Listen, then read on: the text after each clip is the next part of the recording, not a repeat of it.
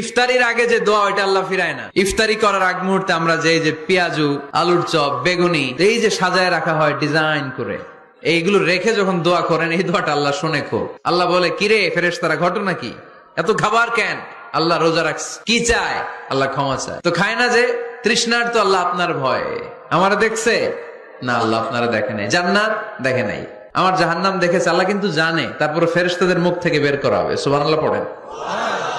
আমার জাহান্নাম দেখেছে কিনা বলো। ফেরেশতারা বলে, না জাহান্নাম দেখে নাই। আমার জান্নাত দেখেছে কিনা বলো। জান্নাতও দেখে নাই, আপনারেও দেখে নাই। আল্লাহ এবার খুশি হয়ে যাবে।